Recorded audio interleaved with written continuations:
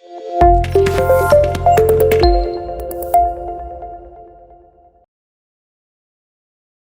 what I would like to do this evening is I'd like to talk about environments, and I'd like to talk about them in relationship to health. And I'm going to get into it in a minute, what I believe health is, or what my definition is, because I think it's often widely held. But it's really around the idea of is how do we construct health, and can we create environments that are enriched? And I'll get into what I believe that is, or it looks like. But if we start, what if health was the basis for judging everything we create and everything we design, through public buildings, public space, to every area that we occupy? What if we were dedicated specifically to buildings that cause health? I don't mean buildings that do no harm, but actively begin to enhance and create health. In fact, as we think of health in the sense of wealth. And what happens if our communities, the public, no longer would tolerate buildings that cause depression, boredom, and I'm using the word specifically dis-ease or discomfort on the places we work, we live, and we heal? Clearly, there is no such thing as neutral space.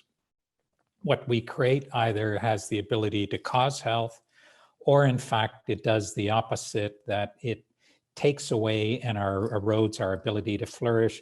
And I'm defining flourish, and that's both environmental, economic, civic debate, emotional, physical health as sort of the wider basket. And we often talk a lot about high performance buildings, and that's often tied to, say, the envelope of the building, or we're looking at it from an energy standpoint. But for me, we need to start looking at human performance buildings, buildings that are a stimulant to enhance our ability to thrive. So the question is, as architects, as designers, do we have the ability to tune space the same way as we tune an instrument? There's a German word you may know of, a Stimmung. If you don't, look it up. It's a very important concept, I think. That is that subtlety and that beauty of atmosphere. It's often related to music, but when we talk about atmosphere, it's almost like vapors. It's hard to put our arms around, but we certainly know it when we see it. So the ability to tune space, to stimulate the ability to learn, memory, and importantly, to enhance our relationships between you and me, or you and somebody else. And this then ties back to the concept of activating optimal health, which I'll get into in a minute. But it ties back to this idea of intentionally creating enriched environments. And I'll tie that back in a minute to analogy of food.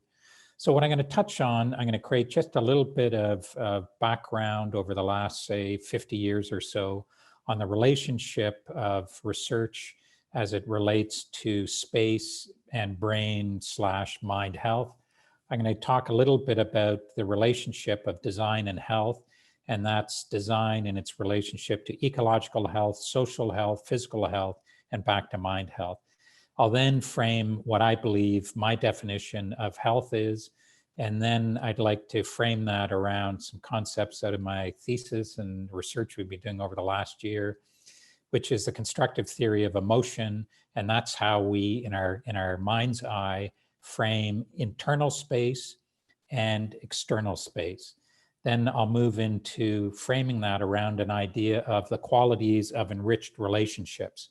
And those enriched relationships are person-to-person relationships, or person-to-space, meaning person-to-architecture relationships. And then I'm going to show the ideas of enriched environments coming out of that, and I'll just illustrate it with some of our work. So if we look back, say, about 60 years or so, there's some interesting research that occurred. This gentleman in the 1950s often captured research that said mice that are raised as pets in stimulating environments, they perform better in solving tests that are given to them than lab rats. That then went on into the 1960s, the University of California, Berkeley, that showed that mice that were in cages that were stimulating, they grew synapse at a higher rate of about 25%. That synapse are the links, as you may know, between neurons that are very important in perception, but grew them at a significant rate if they were in these stimulating environments. It also goes on to other research in the 1980s that begins to look at this idea of cognitive reserve, meaning that your brain is almost like a muscle, and that if you can begin to stimulate it in a positive way, not overstimulate it, that they looked at people that while they were alive had no signs of Alzheimer's, but when they were dead, they did an autopsy, they found they had these larger cognitive reserves.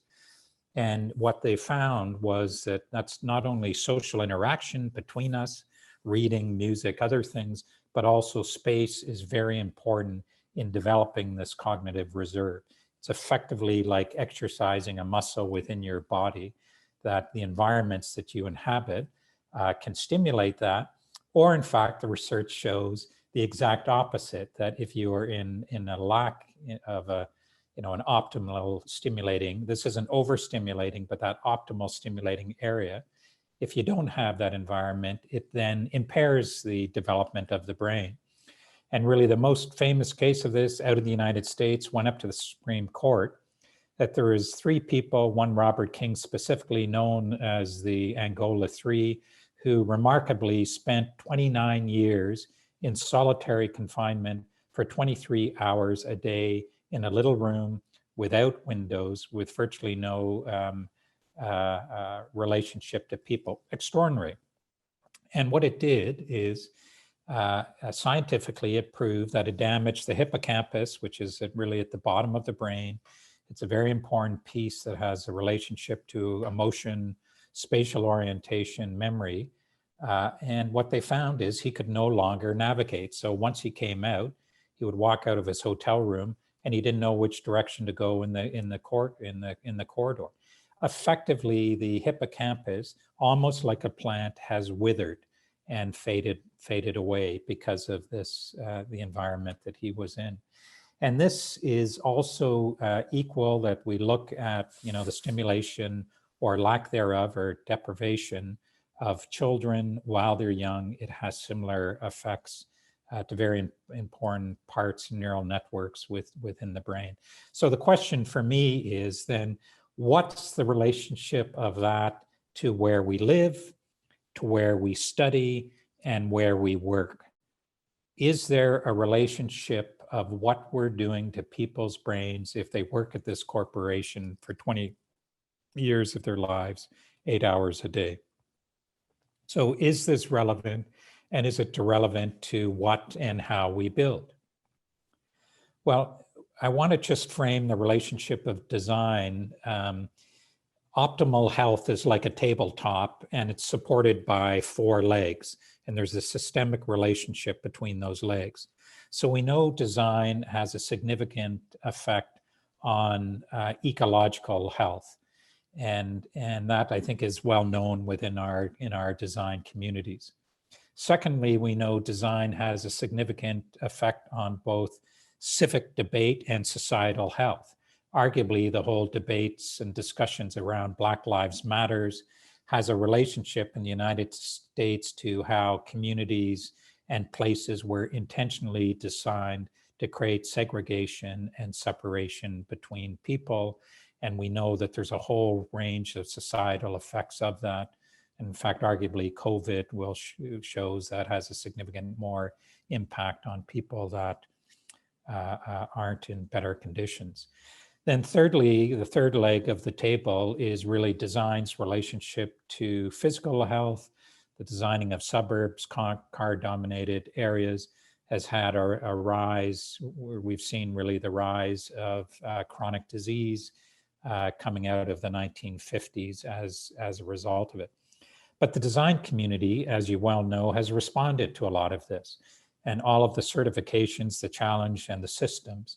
But arguably, I would say that these have a relationship to one thing, which is really the hardware of our bodies. And in fact, they're becoming arguably a standard of care. I go into somebody and say, do you want the carpet that off-gasses or the carpet that doesn't off-gas? We've picked up as a profession a pace on that. But these, I think, effectively are dealing with the hardware of our bodies, and they're not really dealing with the others, which is really our operating systems, meaning coming back to our brain and our minds, and they have a relationship to how our body interacts with interoceptive, proprioceptive, and ectroceptive perception of space around us. So I don't know if you've studied these areas. Interoceptive is really around our heartbeat, our breathing, and then it begins to moving out to our environment. So behind you right now, you can sense what's in the space behind you. That gets into the ectroceptive areas of perception. And so that really leads us into this idea of mind health and this emerging area really around neuroscience. So the Academy for Neuroscience for Architecture at the Salk Institute is a very important body of neuroscientists and architects coming together. The University of Venice, their program, Neuroscience and Architecture, I think is another emerging one of only 2 universities teaching it as a program. So this relates to really how space has a relationship to both our cognitive perception, but equally the other thing is the precognitive, meaning that it happens before we even know it, or we may not even consciously know it. And those have a very strong input and relationship to both our physiological health and also our psychological health through a number of systems that our brains and our mind controls. But the important part is all of these things have a very deep systemic relationship. They all relate to it, and they all come back into our mind's eye from a perception standpoint. And so the question is, how can we intentionally use space to activate positive health? And so for me, let's move into how I define health. So there's a lot of talk about health and well-being, and in fact, there's a lot of ideas around preventative health, which I think is sort of an oxymoron. So health for me, I'm going to walk you through in about the span of a minute about 5,000 years of 5,000 years of our perception of health from 3000 BC effectively up to now. If we look at just the last 100 years, though, we have a very solid perception of health through a pathogenic view.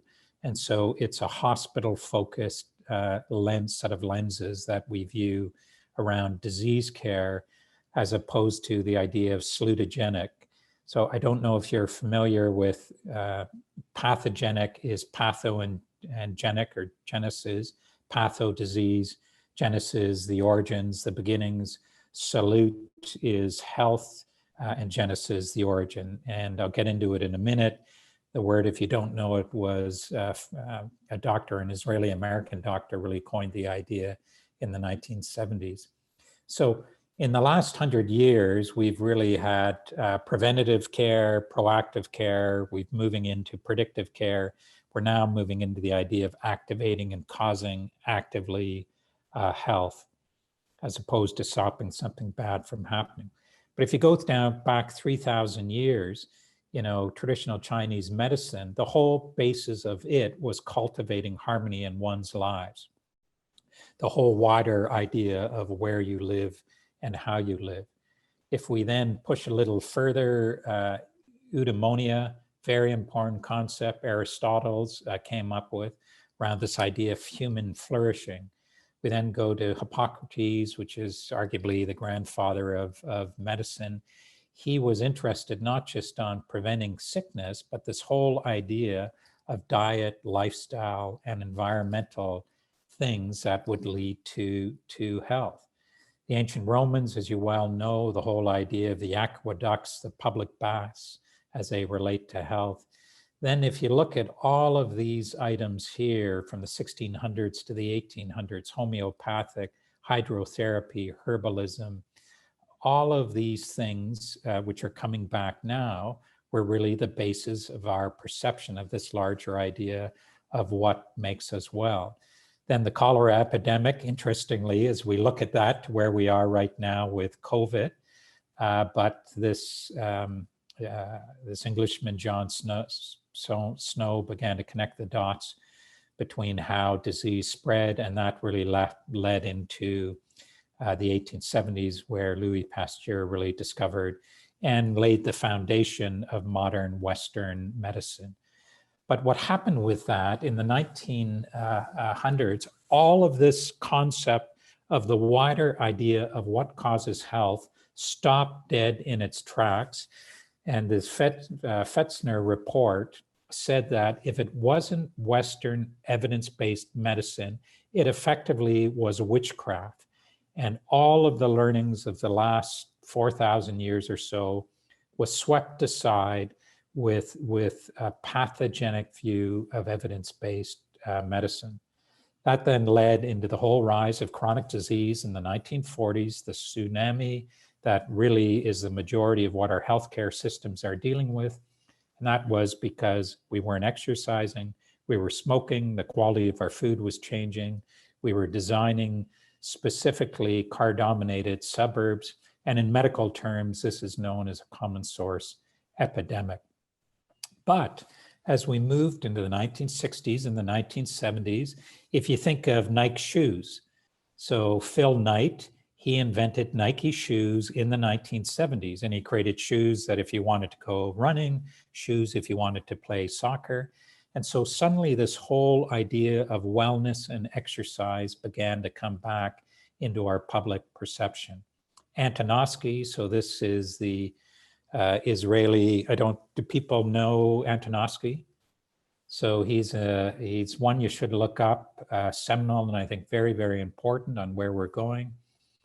But he looked at what are the origins of health. He looked at, he was a medical doctor, he looked at people that had gone through very terrible things. In fact, a number of them were people that went through the Holocaust. And he found that people that could frame and create a sense of coherence around what was happening in their external environment, and they could frame it through a sense of manageability, meaningfulness, which is very important, this idea of a sense of purpose, that they had the ability to move through these significant things and they wouldn't have their health, their mind health deteriorate. And I think it's very important on how we look at design. A guy called Alan Delaney, the Academy for Design and Health out of Stockholm, he's taken salutogenesis and translated it into architectural design, which I think is very important to look up. Wellness then begins to go mainstream. We look at wellness programs in workplaces, spas, fitness, going to the gym, and then governments and all of the medical schools have shifted to integrative medicine as a core as opposed to just the Western base. If you look at the Global Wellness Institute, another body you should look up, they track the whole spread of the wellness economy. If you look from 2015 to 2017, it's growing exponentially compared to traditional hospital-based healthcare. And you can see it in technology and all your watches and Apple stuff. So now what we're doing is shifting this idea is how do we accelerate health? And for me then, what is the role of space and design in accelerating and creating optimal health? And I'll just say as sort of a metaphor, for me, I believe architecture in many ways is like food. We consume it. And it either has the ability, and it's proven through the neuroscience side, that we consume our environments almost effectively the same way that we eat food. And it has the ability to either enrich our mind, our body, and our spiritual health, or in fact, it has the ability to do the exact opposite and starve it. And effectively, a lot of these spaces, I would argue, are full of empty calories that lead back to this idea of dis-ease, boredom, and depression. And so, if we were together, I would say to you, okay, what do you see in front of you? And everybody would say, well, it's obvious, Tye, it's a hamburger. And I would say it's not. I would say this is space. This represents most of the places we occupy, where either we work or we live, and it's transactional. And what I mean by that, this hamburger is very transactional. It gives you calories, a bit of protein. It's very functional. You can hold it in your hands and eat it. You don't need a knife and fork. But arguably, it leaves you empty. It's empty calories. After an hour, you feel empty. And I would say it probably, with the amount of sodium or additives, it leaves you worse off than before you ate it. And we have to view the spaces we occupy as doing exactly the same thing to this piece of our physiology, which is very important. So the question is does this represent, this image, does this represent where you work? Does it represent where you study or where you live, compared to the other image that you just saw? These things are full of all kinds, they're called supervitamins, that are stuffed full, packed with mineral and vitamins that do extraordinary things to every part of your body. This little blueberry, for example, is supercharged with enriched vitamins. So, does architectural space and design, does it have similar characteristics to the supervitamins that we see in food? Are there supervitamins in architectural space, and can we define them specifically? And so what I want to shift now a little bit is into the idea of how our brains and our minds consume space. And I want to frame it around constructing internal and external space. And it's tied to this lady that's, I think, very important, Bartlett, who developed, I don't know, have you been studying her? She's, in fact, she's just got a new book out that that just came out. In fact, I got it yesterday. But the constructed theory of emotion, she's got a lot of YouTube talks. I think you should look into it. But effectively, she says that what we do is we construct external space and we construct internal space. And the external space is really the outside world. And her theory is built on constructivist theories, social constructivist theories, psychological, neuroconstruction theories. And it contrasts to really some of the classical views of emotional fingerprints. But effectively, what she says is the outside space, everything around us, creates inputs that come to us through all our senses, and they create things that we interpret. It's a continuous process. The inputs come, we interpret them, and then we begin to create outputs, which are predictions. So we've seen something, we hear something, and we then instantly predict what we think will happen. But the important part around that is this piece, that our prediction,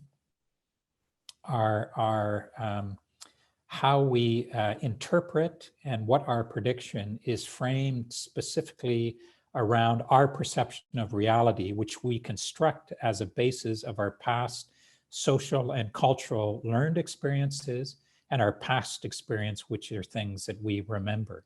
So information comes in depending about what our past experiences that are stored through our senses. We then create predictive outputs. And those are based on a whole variety of emotional concepts, communications, and mirroring, neural mirroring that happens. And in fact, we neural mirror reactions. If you're smiling or have a reaction, we begin to mirror those. The important thing is we also, which is important specifically in people compared to other mammals, is we use language to communicate these messages and to interpret. So internally constructed space, we use language that's created to describe these concepts. And that's on the internal space, but on external space, when we construct, we obviously use architectural language, a vocabulary of architecture to communicate specific ideas to the people that are using the facilities that we create. So here's a simple example I'm going to walk through for you to explain this. So think of a bee. So what are the external outputs? So do we see a bee on a busy city street, or do we see it in a mountainside in a field? Or do we see a swarm of bees in the environment on a city street or in a mountainside? Or do we just see one little bee on a flower? So those are things that are coming in. Those are inputs that are coming into our perception. Within our perceptions, so our perceptions are all our senses, so acoustic, visual. So do we hear a buzzing of a few bees, one bee or many? Is it dancing or is it swarming? Does it just bump into us? Does it sting it? Do we smell flowers or a hot city street, or what's the taste associated with that? So with these inputs, we then begin to interpret them. And so the interpretation around that is it a killer bee, or do we remember a cartoon? Or equally, when you were young, do you have a bee allergy? And if you get stung by a bee, you go into the hospital, or are you a beekeeper? So all of these things then create a predictive outcome because of all of the information that has come into us. And so based on the arousal and the valiance, I'll get into that in a minute, either we run for our life because we see this bee, or we leisurely walk in the mountainside with the flowers. So that's sort of a representation. If we take that in the same way, we can do it with, say, a city street. So is it a busy car-dominated city street? Is it a pedestrian-only street? Is it asphalt and concrete? Or are there street trees? Street furniture, canopies, weather protection.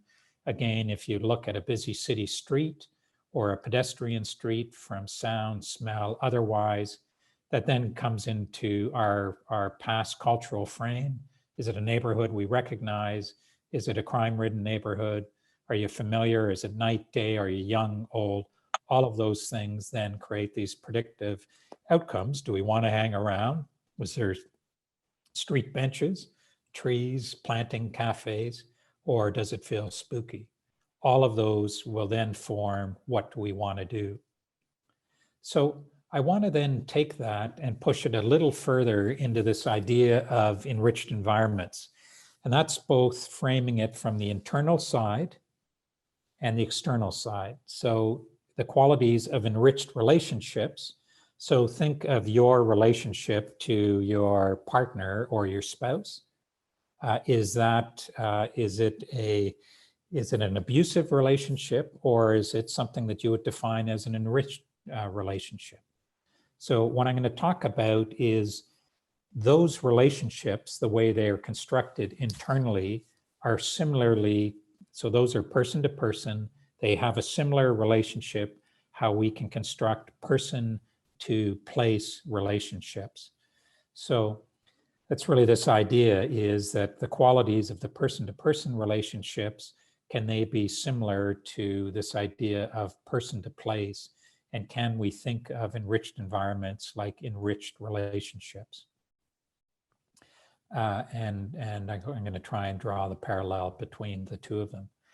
What I'm going to do to explain that is use this thing that's tied back to the constructive theory of emotion, which is this idea of the circumplex. I don't know if anybody has seen the circumplex, but really what it tries to frame the idea of this idea of arousal and valiance. And so arousal and valiance is really tied back to this idea of effect. So if you see this circle, effectively in the central, things are neutral. But what happens is you'll see there's two axes in different directions. And so this is a snapshot of the thousands and thousands of different types of emotions that we have. But as you can see from the bottom, it goes from exhausted, sleepy, relaxed, calm, then up to alert, activated, energetic, and hyper.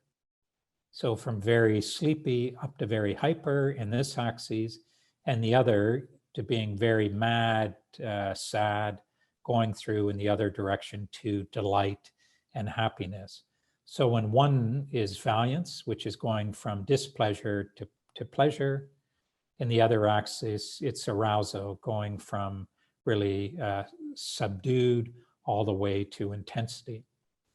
So the thing is, what are the qualities of enriched internal relationships? So if we look at internal relationships, person to person, what are some of the qualities of it? Well, if we look specifically at psychotherapeutic studies that have looked at enriching relationships, they talk about two primary factors of these supportive relationships.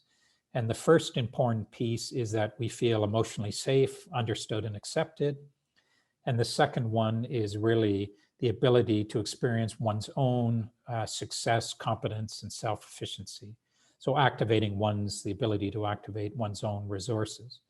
So if we look at the first one, these feelings of emotional safety, understood and accepted. So what this is on the enriched side is really focusing on this side of the circumplex. So this can be things that are very peaceful and restful, those emotions moving through into the ones that are more intense and happy in personal relationships, for example. So the first couple are really around this idea, which I think is very, very important. And you'll see, I think it's very important as it relates to architecture. This whole idea of relationships that are generous, that are also durable and devised without demands, and it's part of something bigger, legacy. This idea of relationships that are very natural and warm. This other one, you can think of relationships that are very authentic and honest and true, solid, trustworthy. And then this grouping, as it parallels itself to architecture, I think is more important now than it probably ever has been, which is that this idea of relationships that are silent, intimate, and still, familiar, restoring. You can think of very intimate relationships. And then the second, this idea of the ability to activate one's own resources, they have another area, this idea of sense of occurrence and optimistic relationships. You can think about those yourself.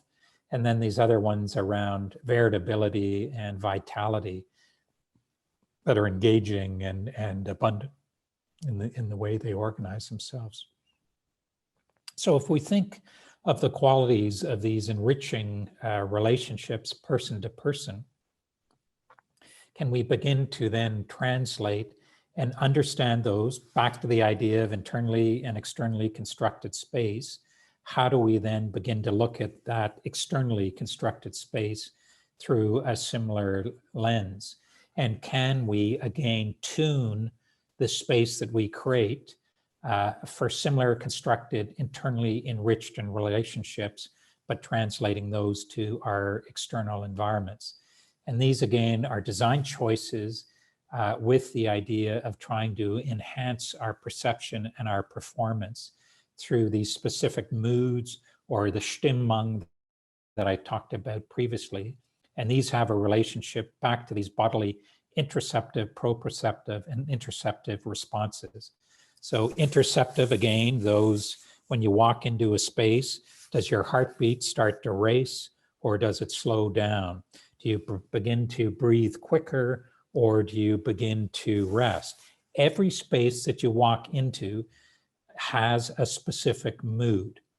So you open a door, you walk over a threshold, you may or may not perceive it, but it has a impact on your interoceptive receptacles within your body that come through all of our senses. So this ties back to this guy, I don't know if you know him, Merleau-Ponty, very interesting guy in the 1950s, who talked a lot about phenomenology of perception and talking about this concept, which I think is very important, is this idea of the barometer that is one's feelings. It's sort of like that temperature, or I mean, effectively, we can see it in the circumspects. So the elements of enriched environments are really the Stimmung, and they're tied to back to the idea of health as health curation and salutogenic health, this idea of moods and atmospheres. And I think importantly, this whole idea of arousal and valiance is very, very important. And equally, it's tied back to our cultural experiences. So each one of us specifically, again, there's no one fingerprint of emotions. So what I mean by that is that think of it that if you, one of the happiest things that ever happened to you, you pass you get your degree, and you're smiling and you're happy and you're dancing and you're celebrating. But what happens if I run a marathon, or I'm Williams, and I just win one of the Grand Slam? I have more Grand Slam matches from one other. There's a picture I just seen with her. It looks like she's in absolute massive anger, but she's happy. She's celebrating. So emotions do not have a specific fingerprint. Culturally, they change. Space is the same. But the idea is, how do we shape it into those moods on the one side of the equation, back to the idea of intentionally talking about stillness, silence, and these other elements. So the cultural fingerprint and then the intensity of it, I think, is important on how we shape space. So the elements of enriched environments are very similar to those of our internal space. So this idea of generosity and legacy. Think of a place that is generous. Can you picture a place that you can sit down, you can drink a coffee, you're under trees, you can be in shade or sunlight, for example, or it's a place that you feel and settle. So these places communicate a higher purpose, and they give more than they're asked. Sense of occurrence, places that you feel engaged and stimulated. Optimism, that they radiate this idea of abundance. Abundance ties back to salutogenesis again, this idea of youthfulness and life. Nature, as you know, around biophilia is very important. This other concept of hortophilia, if you don't know it, look it up. Neuroscientists has come up with it. It's the idea of not only being in nature, but it's working nature, it's tending to plants. It also ties back to natural shapes, natural light, natural materials, and then these concepts of really important. There's a professor on the West Coast of the United States that is looking at mid-range complex fractal patterns. He's looked at paintings, Pollock paintings, for example. So, Pollock paintings are selling for tens of millions of dollars. Part of the reason he believes is they hit absolutely this mid-range fractal patterns that are the same as what we see and perceive in nature. It's amazing, amazing paper read. If you just look up mid-range fractal patterns, Oregon, a US professor, very interesting. Variety and vitality, again, this idea, it gets down to basic emotions, these primal emotions of seeking, curiosity. Another concept of positive ambiguity. So ambiguity, we often think is a terrible thing, but when your brain begins to see shapes together, for example, curves and triangles, the spark of a sharp triangle compared to a curved line, it's a positive ambiguity that your brain likes to play with. That I think is an important element. Authenticity, you think of real and rooted, passing of time. You can certainly imagine places like that within your own community. And back to this idea of solid stillness, this day and age where we're plugged into everything. This, I think, is probably one of the most important elements, and one, in fact, that I think now I'm focusing more and more on is how do you create these places where you can hear yourself, you can You can hear your own mind think, you can hear your own body. I think it's of significant environments. So all of these, as you can see, will be interpreted in a very different way from a cultural standpoint. But I think they're very important is to start with a discussion with your clients, with your design team, is what do these qualities begin to look at? What does the qualities of a good relationship between you and me look like? And what does that begin to look like in the type of spaces that we create? And in fact, spaces and buildings may very well have all of these qualities within them so that you can occupy them. Say if you're studying, you may want something that's very quiet and intimate, or you may want to be in a very active place that's very busy. But they're discussions, I think, that are important to have. So what I'd like to do is, if you just look at generosity, back to that example that I showed you before. So in a very simple way, what does a generous street look like? Well, some of the inputs is maybe it's pedestrian only, maybe it's tree lined, has benches, cafes, restaurants, nurseries, maybe it has canopies to protect from weathers. And what's the perception around that? Well, acoustic, maybe you're walking on cobblestones, you hear talking, laughter, there's active shop fronts that you see, families running around or sitting and eating. Maybe it's the sound of walking on stone, the smell of bakeries and coffees, the taste of pastries, or is it the taste of car exhaust in your mouth? And that then moves into how it relates to the prediction. So do you see a vibrant neighborhood? Is it new but familiar? Is it easy to navigate? Are there sunny spots, shady spots? Is it night but they're soft and sparkling light? Are there groups of individuals, young and old? All of those things will have a intensity, either of arousal or valiance, as we go back to the circumspects. And then we will predict, you internally will make a prediction based on past cultural frame. Is it a place that I want to hang around and sit? But let's first look at this idea of generosity and legacy. And so this is back to this idea that surroundings that begin to give more than they're asked, and they communicate this idea of a higher purpose. So the example I'm going to use is a project of ours in the city of Toronto. So this is a bridge that was built 100 years ago, and it spans an amazing ravine. And on either side of the bridge are some of the most vibrant areas of the city. So on the one side is one of like the Mink Mile, the high street with all the fancy shops. The other side has some of the most vibrant cafes and neighborhoods of the city.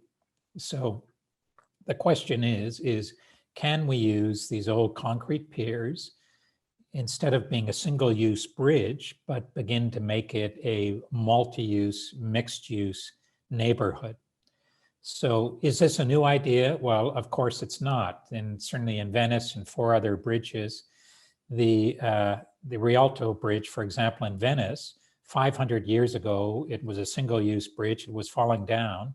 And the municipal leaders said, let's add retail to it, because that will develop an income, which when the bridge needs to be repaired, it'll have the income that'll help pay off the cost. And so obviously now it's a very famous bridge. This bridge in Toronto, when it was built 100 years, it was broad and it had spectacular views out to the ravine, and people would come here and stroll and look out to nature beyond.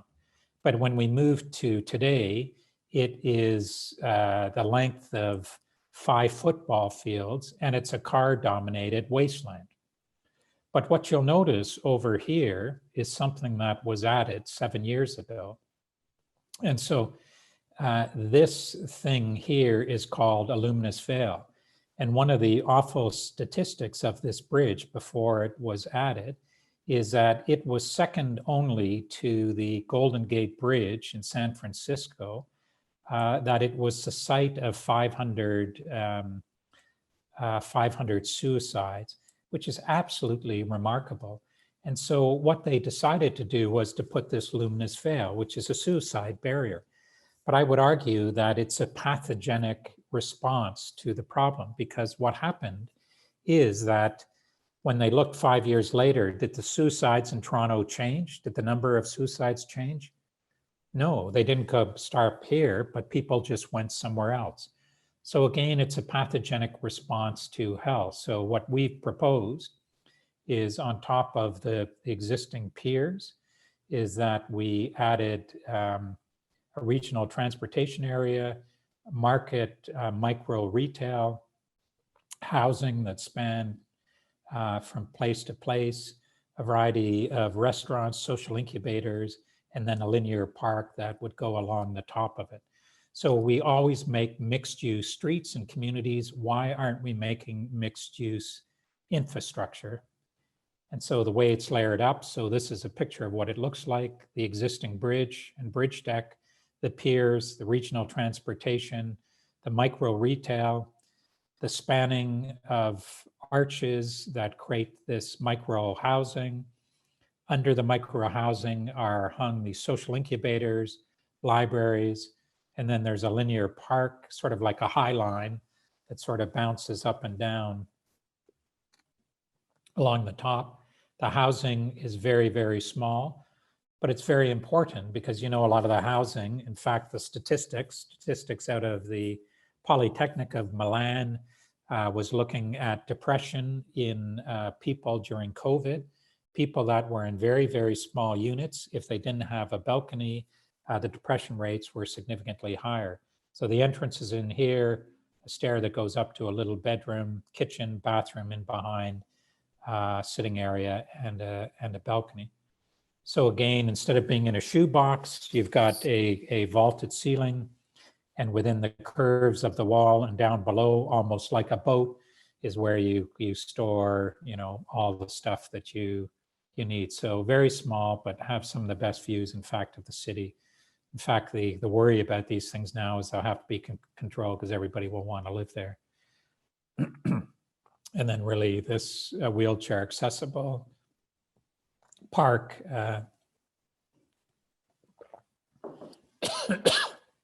on the top surface with the views to the city beyond. This idea of sense of occurrence, venues where you feel stimulated, engaged. This will use an example of a school. You know, a lot of the schools aren't fantastic spaces to learn in. This is a project, a school that we were hired. The front, as you can see, is an asphalt of paving. So what we did is create a building that sat in front of it that's curved, and created a park that you would pass through the park, pass through nature again, back to the elements. So this was all a parking lot. We created the curved building, a park that you would sit in, the building would wrap around it, and then with a small park separating, outdoor learning space separating the new building and the existing building. So the outside, so coming in, curving into the building, an arcade, again, the idea of generosity to protect you when you're being picked up. The end of the building. And when you move inside, all of the structure is wood. So the idea of wood and stone. You'll see again, both the relationship of the curve and the triangular spaces. Again, coming in, looking at that, when you walk in the building, you look at that park space in behind. Front door coming in. The skylight up above. And again, this, if you just look at the quality of daylight, and so from moonlight to daylight, to the change of seasons, the change of temperature, the hues, the wind, all of these things get back to the idea of sense of occurrence that we've begun to talk about as qualitative aspects to bring into the architecture. Optimism, this one I think is very important. It radiates this idea of usefulness and life. So this is Shared Tzedek Cancer Center in Jerusalem that's under construction. So the idea of it's now affectionately known as the butterfly. The outside structure is all wood. They'll start erecting it in about 9 months' time. But the idea of the butterfly came from that old Jewish fable about the wise men and the cynic. I don't know if any of you know that. So the idea, you know it? So the wise man is a rabbi, the cynic. So rabbis in the town square, people come to ask him for advice, and the cynic says he wants to trick the rabbi. So he says, okay, I'm going to run out in the countryside, I'm going to capture a butterfly, and I'm going to run into the town square, and I'm going to ask a question. So he runs in, he says to the rabbi, okay, I've got a question for you. In my hands, I have a butterfly. Tell me, is it alive or dead? And the cynic, as you know, the story goes, he's so proud of himself because if the wise man says it's dead, he says, oh, fantastic, he'll let it go and he'll fly it away. But he says if it's alive, he'll crush it in his hand and he'll drop it on the floor. And so he asks the cynic or the wise man, and he's so excited about it. And the wise man waits a minute, and then he says, it's all in your hands. It's your choice on how you begin to frame. It goes back to the idea of how we construct internal and then external space, how we make the predictions of what we think.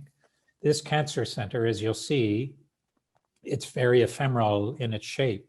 It's asymmetrical in the wings on either side. It's very delicate and light and almost fragile, like human life is. And so it is to radiate a specific message to people that it's alive, it's moving, it's fragile. But you have the choice to frame what your journey is that you're about to go on as you go through cancer. And the people that work there have the same ability. So you can see it under construction. On the outside, it's really about that idea of optimism. But as you move through the building to the inside, this is the lower area where the radiation treatment area. This moves into the silence and the stillness idea. You can begin to see that it is almost embracing you. It's beginning to try and wrap around you. There's natural light. There's a garden right at the very bottom, up above. And that's, again, that ephemeral, it's all wood. And so this is a view of it under construction, the garden, and then these veils will begin to get wrapped around as a piece. Back to the idea of nature, clearly it's embedded in all of these ideas. It's not only nature as in plants and trees, but again, back to natural shapes, which are very important, light, materials, biophilia, and these mid-range fractal patterns. So this is a cancer center also. This wood is all structural. The whole design was, when you walked in, it looked like a tree-lined garden. It's just all of the elements specifically are trying to communicate this idea of life and growth. Variety and vitality, again, straight lines, your mind sums up, it predicts what's going to happen specifically. A curve, it doesn't. There's a positive ambiguity because you want to see what's around the end of the curve. So this idea of seeking and curiosity is a very important one. This is another medical facility. You'll see that it's a big curve.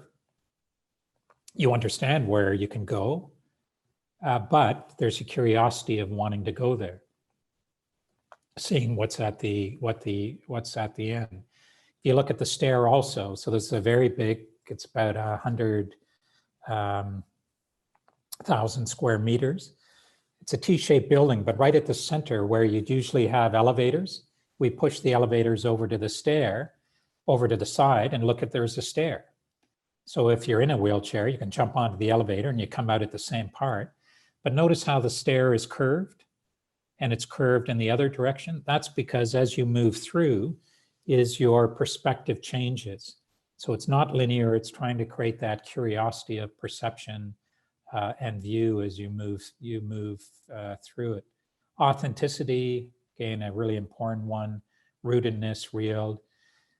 This thing is called a samara. It's a winged seed that falls off trees, and I know you have some in Israel. This is from the maple tree, the famous maple leaf on the Canadian flag. So this is a resort, a tree house resort that we designed. And instead of nailing the wood into the trunk, that there's cables that go up to a collar, and the collar is placed around the tree, and then the cables hang from it. The bathroom's at the back, bedrooms here, sitting area, a screen that wraps around, and there's a ladder that goes down. But it very much has that shape to it. It's assembled in 2 pieces, brought into the winter, clamped together, or 3 pieces, I should say, so it doesn't damage this beautiful environment. So it's derived really from the area, of these shapes and these forms. You can begin to see the structure, the bathroom, bedroom, the sitting area, again, hung and wrapping the tree. That's a picture on the inside. The outside is a self-cleaning fabric, catches the light, the shadow, the moods.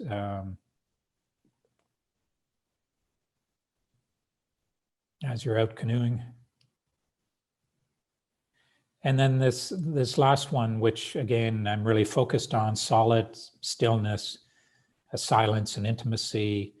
If you think of the Edengati, the park, up in the ravine, in the Dead Sea, when you're hiking there, that's that sense of silence, that unplugged, it's really, I think, important. This is a school that we're involved with. While it's a dining hall, we've really tried to capture that quietness within it, both in the shape, the form, and the views out. So this is the existing building. This is the new entrance that you walk in. It's a little more celebratory. So you walk in and then you move down to this view of nature beyond. So it can be a busy place, but again, the view is back out to the playing field. But really that quietness as a mood or a characteristic for something that in fact is equally busy. So it doesn't mean just you on your own. It could be when you're gathering within a larger group. So that's the elements, but it comes back to the idea is, can we construct intentionally space that has these physiological and psychological impacts that are parallel to enriching relationships, but translated into external space. And so this idea that we create specifically salutogenic space that has the ability to create those strong bonds between us, enhance social relationships, as well as our ability to learn and memory. But most importantly, we do it for one reason, is to create the conditions of which we can flourish. Thank you.